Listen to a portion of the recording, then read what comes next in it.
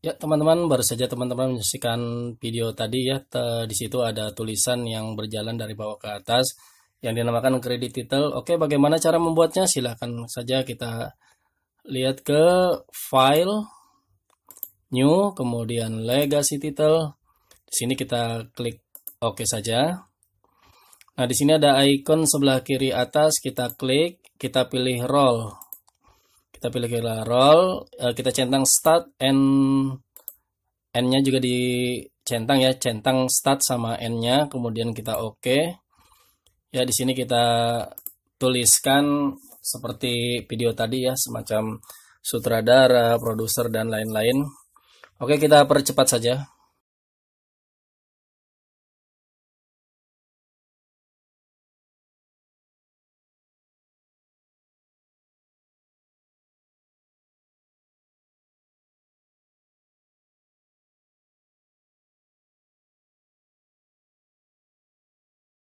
Oke teman-teman, kira-kira seperti ini.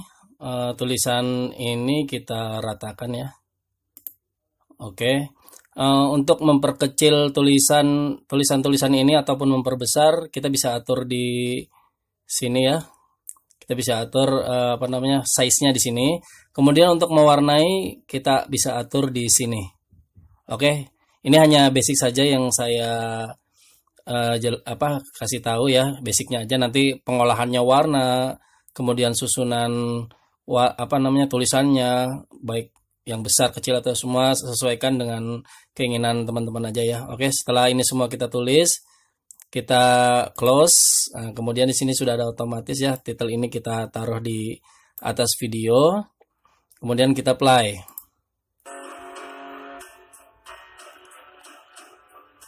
Oke, terlihat tulisannya cepat sekali teman-teman. Untuk memperlambatnya kita tarik ya, kita perpanjang kira-kira seginilah. Terserah teman-teman. Nanti semakin kita panjangkan dia semakin lambat, semakin pendek semakin cepat jalannya. Yuk kita apply. Nah, terlihat tulisannya bergerak agak lambat ya, tidak terlalu cepat seperti tadi.